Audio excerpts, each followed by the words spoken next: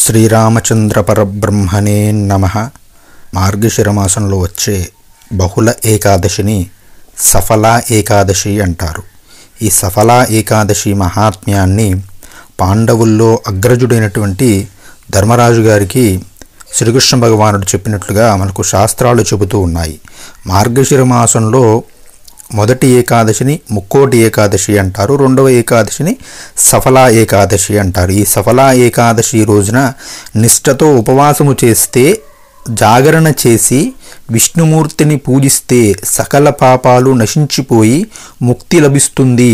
ఒక మహావిష్ణువు దేవాలయంలో జాగరణంతా చేసి, ఏకాదశి రోజు ఉపవాసం చేసి రాత్రి జాగరణ చేసి విష్ణువు దేవాలయంలో దీపాన్ని వెలిగించినట్లయితే 5000 సంవత్సరముల పాటు తపస్సు చేస్తే ఎటువంటి ఫలం వస్తుందో అటువంటి ఫలితమును పొందుతారు అని శ్రీకృష్ణ భగవానుడే స్వయంగా చెప్పడం జరిగినది.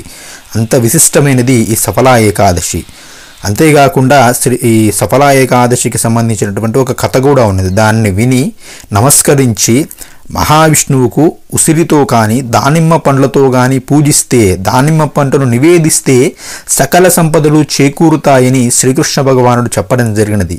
ఆ కథను ఇప్పుడు మనం తెలుసుకున్నట్లయితే, పూర్వము చంపావతి అనేటువంటి రాజ్యము ఉన్నది. దానిని మాహిష్మంతుడు అనేటువంటి రాజు పరిపాలించేవారట. అతనికి లుంభకుడు అనేటువంటి ఒక కుమారుడున్నాడు.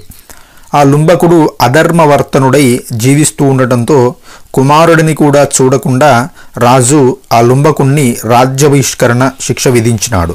లుంబకుడు అడవుల పాలై ఆహారము దొరక్క తన పరిస్థితికి పశ్చాత్తాపడుతూ మర్రి చెట్టు దగ్గర రాత్రంతా గడిపి ఏమీ తినకుండా చింతిస్తూ స్పృహ తప్పి పడిపోయాడట.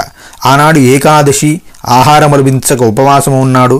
అప్రయత్నముగా పాటించడంతో శ్రీహరి ప్రత్యక్షమయ్యాడంటే ఒక్కరోజు ఆ ఏకాదశి వ్రతాన్ని పాటించడంతో అప్రయత్నంగా శ్రీహరి ప్రత్యక్షమైనాడు. సఫలా ఏకాదశి యొక్క మహాత్మ్యం అన్నమాట. అది ప్రత్యక్షమై నీకు రాజ్యాన్ని ప్రసాదిస్తున్నాను అని చెప్పినట్లుగా మనకు పురాణాలు చెబుతూ ఉన్నాయి. ఆ తర్వాత లుంబకుడు సరైన మార్గంలోకి మళ్ళీ సక్రమమైనటువంటి పరిపాలన చేసి గొప్ప రాజుగా పేరునిక గన్ని మరణానంతరము వైకుంఠానికి చేరుకున్నాడు అని చెప్పడం జరిగినది. ఈ ఏకాదశి వ్రత మహాత్మ్యాన్ని పరమశివుడు స్వయంగా పార్వతీదేవికి చెప్పినట్లుగా పద్మపురాణం కూడా మనకు చెప్పడం జరుగుతుంది. కాబట్టి ఈరోజు తెలిసి కానీ తెలియక కానీ ఉపవాస దీక్ష చేస్తే పుణ్యలోకమును పొందుతాము, వైకుంఠ ప్రాప్తి అనేది లభిస్తుంది. దానిమ్మ ఫలమును, ఉసిరి ఫలమును నివేదన చేస్తే ఐశ్వర్యాలు కలుగుతాయని శ్రీకృష్ణ భగవానుడు పాండవులతో చెప్పినట్లుగా మనకు అనేక చోట్ల కథలు వినిపిస్తున్నాయి. కాబట్టి ప్రతి ఒక్కరూ కూడా యథాశక్తిగా ఈ యొక్క ఏకాదశి పర్వతమును ఆచరించి ఆ యొక్క శ్రీమన్నారాయణుడి యొక్క అనుగ్రహముతో సకల కార్యములలో కూడా సఫలములు పొందే విధంగా ఉందురుగాక. జై శ్రీమన్నారాయణ. శ్రీమాత్రే నమః. స్వస్తి. మన ఛానల్ సబ్స్క్రైబ్ చేసుకొని పక్కనే ఉన్న బెల్ ఐకాన్ క్లిక్ చేయండి. ఇలాంటి ఎన్నో వీడియోలు నిత్యము కూడా వస్తూ ఉంటాయి. శ్రీమాత్రే నమః. స్వస్తి.